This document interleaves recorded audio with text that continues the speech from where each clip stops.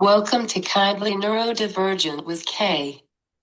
Today I have Frances Schefter with me. She will be discussing special education as an educational attorney. Welcome, Frances. Thank you, Kayla. I'm so excited to be here. Before we start, a quick note. This episode is for educational purposes only and is not a substitute for professional medical advice, diagnosis, or treatment.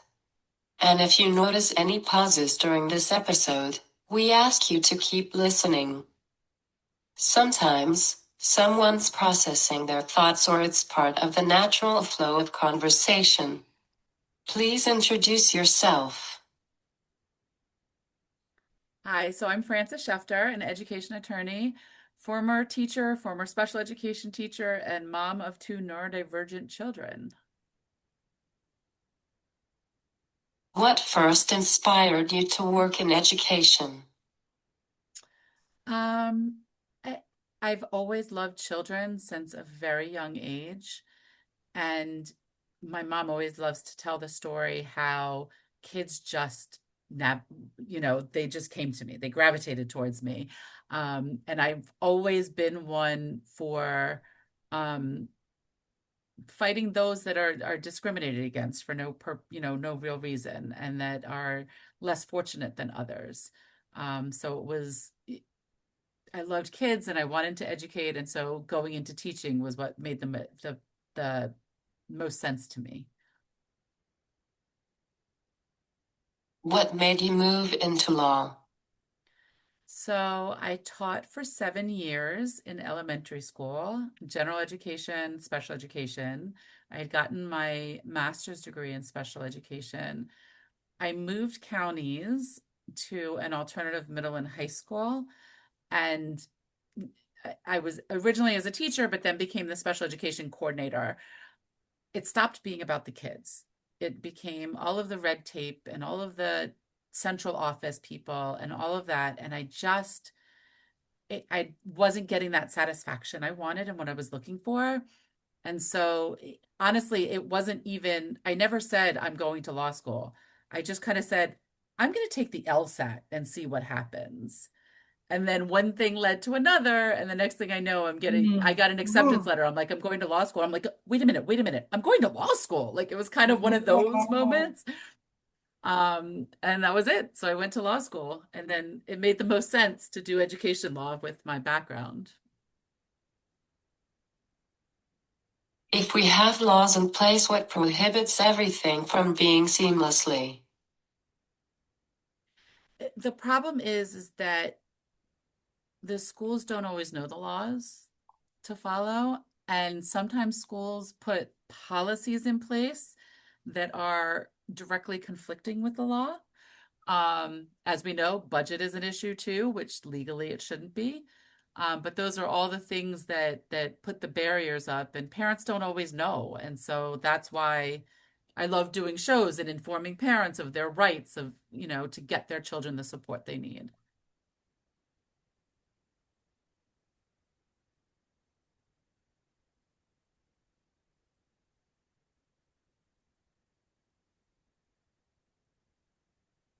How can they not know? Because the schools aren't trained on the laws. And they don't, I know. It's like I look back from when I was a teacher and when I went to law school, I'm like, ooh, maybe what I was doing wasn't very legal. The counties, they're taught education. They're taught what to do with education. A lot of things are what the principal's telling you. And if they don't know special ed laws, which they're not taught the full law, then it's just what they've always done and they don't know any better. How is that possible? It's another education attorney and I joke around often saying that we need to do a class of how not to get sued for the school systems. Because again, it's in the training. Like when you go to school, I remember in education, we were taught the basic law, um, PL 94-142. Of course, I remember that, like how many decades ago before IDEA. And we would just turn taught the basics, and there's so many nuances to the law on the timelines and what you're supposed to do and what you can Mm. do, what you can't do, that you really have to go to law school to learn all of it, or take a separate class. Why is special education a department if we should treat everyone equally and fairly? Because so we have the separate department um, to make sure they're being treated equally and fairly, or to hope that. So the special education department is supposed to know more about the laws and what's supposed to happen. Um, but again, like when I became special education coordinator, I didn't have any additional training. I just had the degrees that I had in special education. I didn't know any laws anymore. Um, and most of them don't. It's just we learn as we go and what people tell us. You think special education be renamed to neurodivergent education? This is 100% a agree. personal interesting question for me. Yes, I agree. I hate a lot of the terminology that's used. Special education, the one that I hate the most is the most restrictive and least restrictive environment, and how they describe how you should be with or without your neurotypical peers. It's education. Everybody's individual. We need to find a different way of using terminology.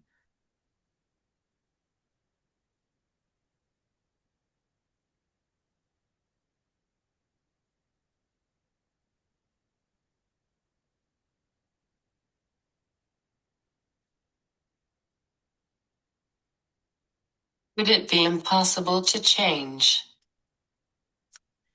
Definitely not impossible, just time consuming, a lot of work. I mean, because if you think about terminology that we used to use of mental Mm. retardation, instead of intellectually disabled is the terminology now. So it is something that can be done. Um, it's just a long process to get it done, and it has to be somebody writing the bill and doing stuff. While yes, I agree that the terminology needs to change, I think there's some things that might be a little bit more important to change to put the time into for now.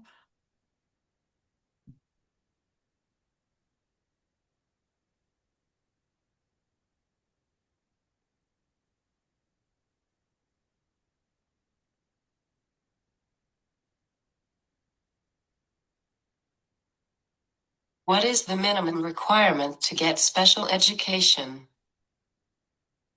So the minimal requirement is that there are, it's interesting to how to put it, characteristics of a disability. So you don't have to, despite what some people think, you don't have to have an actual diagnosis. You just have to have characteristics and a suspected disability. And the team needs to do the evaluations, and there needs to be an educational impact. Which means whatever the suspected disability is, the characteristics of the disability is somehow negatively impacting you in the classroom and negatively impacting your ability to access the curriculum.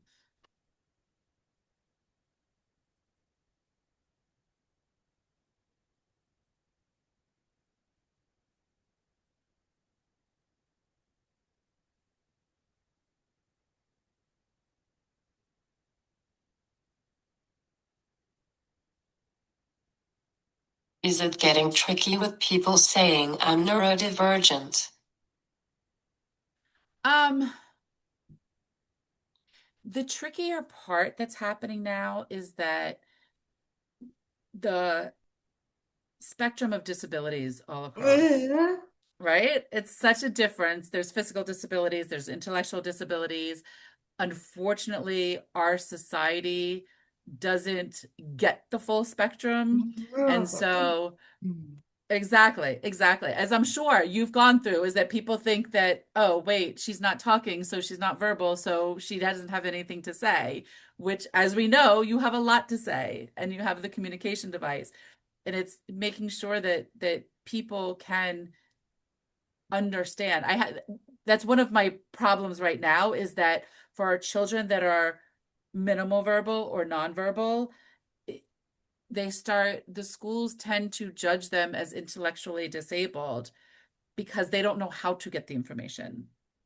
And it's such a hard thing because if you don't have people that'll fight for you, you don't have parents that know and understand, a lot of times these children end up without ever learning how to communicate. I was mainstreamed with the assistance of a paraprofessional and other support. Which is amazing because a lot of times that doesn't happen.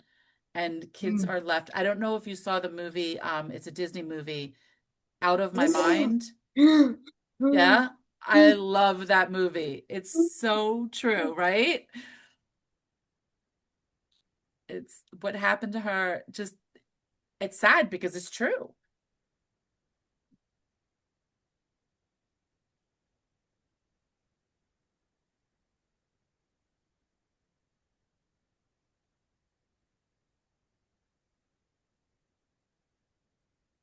Melody is exactly like me.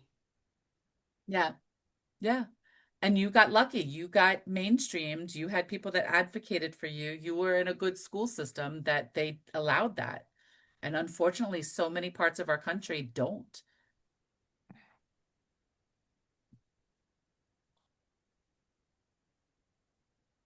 National Honor Society. That's amazing. That's amazing. What is the reason for having a 504 versus individual education plan? So the difference between the 504 and um, IEP is the need for specialized instruction. So, which means for the accommodations of extra time, um, extra breaks, supports, and things that you can get in the 504 plan and the IEP. But when it comes to learning how to do certain things, like your learning how to use a communication device can be a reason for an IEP because then there's a goal on learning, on teaching how to use the communication device. It's when the education impact when you the disability or impacts the education to the extent that specialized instruction is needed in order to access the general education curriculum.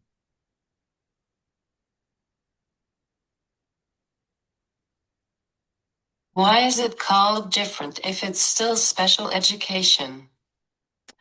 Because it's under different laws.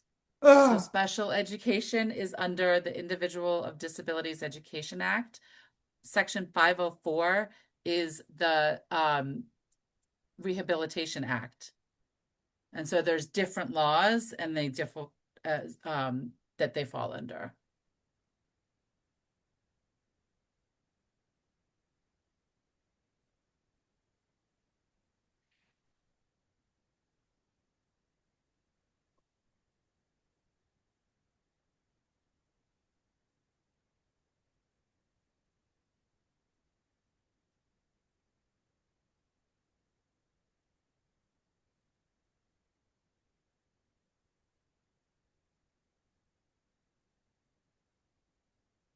What is the difference of those laws? What's the difference? I mean, that's a difficult question. I mean, it's just there's different areas of laws of what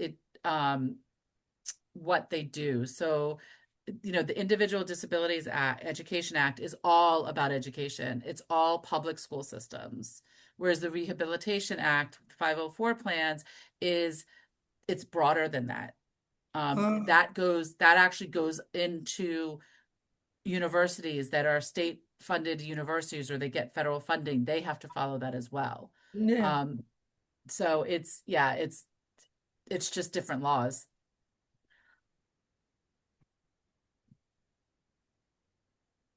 When is an educational attorney needed?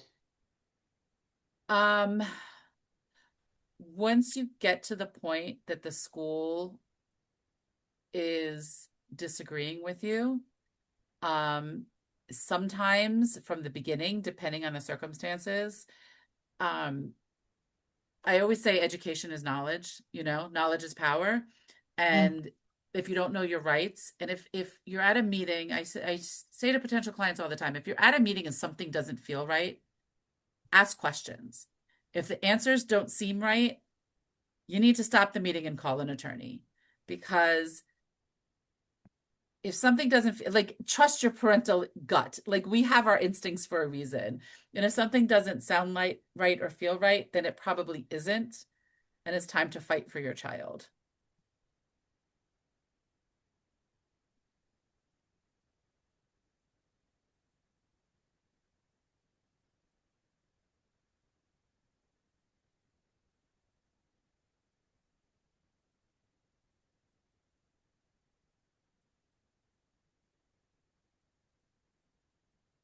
How is it different than an advocate or lawyer? So the difference between an advocate and a lawyer, advocates don't have the legal training. Anybody can say they're an advocate. They can just, I'm a parent that's done it before. I can be an advocate. Exactly. I've lived through it. I can be an advocate. Advocates 100% are great and have their place. When parents just need the support of making sure the IEP is okay and there's no conflict going on, advocates are great. When you get to the point of having conflict, that's when an attorney needs to come in, because the problem is that advocates don't know the law. They don't know certain decisions and certain things you say at meetings, what the negative impact is on a case in the future. And so, as lawyers, what I do often is, when I start attending meetings, is I build the case and I gather the evidence that I know I need to get to where my client wants to be. And so, for example, if my client wants to be mainstreamed, then I need to gather the evidence of why the child being in inclusion and mainstreamed is appropriate. And so the meetings start setting that up. And again, the other thing that I always tell clients is that if something goes wrong, if they advise you wrong, there's no recourse against an advocate. As lawyers, we have an ethical obligation, and there is a grievance process. If we do something wrong, we could lose our license. That's not true with advocates. So, lawyers are doing legally what's right, and everything within their power to make sure everything is done legally. You still follow the case after it is settled. I love to get updates, and I do. I follow up with my clients, a year later, once we close, just to check in, like, how's everything going? I have had clients that come back to me, because, like, things were going great and now they're not. And so we'll start up again. I have other clients that keep me the entire school career because they're like, we might not need you, but we don't want to play games anymore. You're staying with us to all meetings. So yeah, I always wonder, like, the kids that I don't hear from, like, how are they doing? Did they graduate yet? I love hearing the stories of, like, how amazing the kids are doing afterwards. How have special education services changed since you first started in the field? Oh wow. So when I taught special education, we were in the back rooms. So it was in Florida, so it was very open school, but it was like, here's the school, and then back here were the special education classrooms. And there wasn't as much mainstreaming. There wasn't as many supports. I mean, I used to get the other special education teachers didn't always like, because I always tried to mainstream my kids. Like, I tried to get together with the other kindergarten class to have the kids interact and have that interaction. It wasn't done back then. And it wasn't, I shouldn't say it was just my school. It wasn't done because that's what it was. It was, if you were special education, you needed special education outside of the general education. Now, as you know, there's mainstreaming, there's inclusion, there's different levels, there's that continuum of services that IDEA put in place, that starting with least restrictive environment and then going more restrictive. And so now it's normal for you to have 10 kids in a regular classroom with an IEP. Whereas before, if you had an IEP, you were, back in the back. How does having experience as a teacher, administrator, attorney, and mom change the way you approach EAP meetings? Oh, 100%.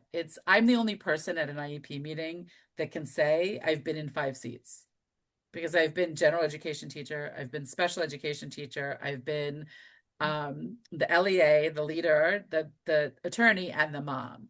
And so I know how to speak the language to each person at the IEP table.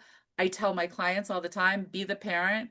There's nothing you can say in an IEP meeting that I can't turn around and say, what my clients mean is, and put it into the language that the school needs to hear to get the desired outcome.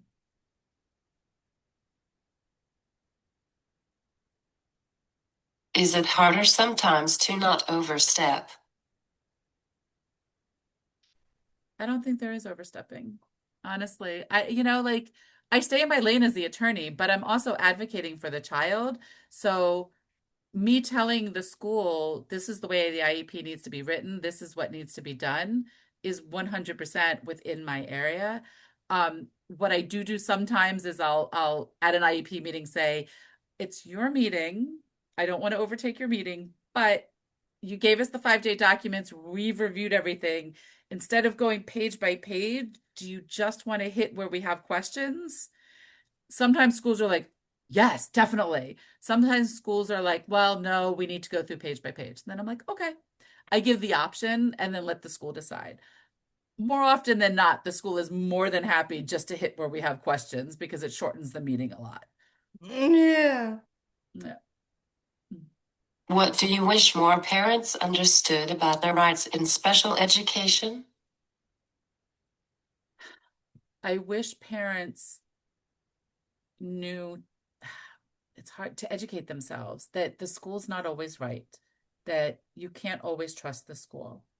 Um, Schools aren't doing it maliciously, they're not doing it intentionally. Schools do generally have your child's best interest at heart. Unfortunately, the way the system is devised, they can't always do what they know is right for your child, and that's where the problem is. So I just wish parents would trust their gut and go out there and get informed.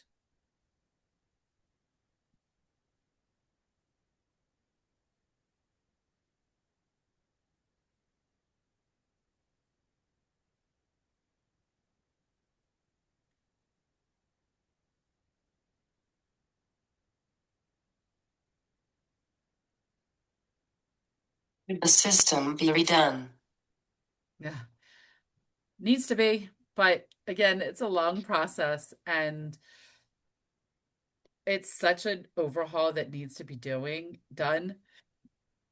Eh, I mean, can it be done? Yes, it's been done. Like IDA came around, but we need to have the right support from, Congress and our, elected leaders that will have that desire and put the effort into Mhm. making it different.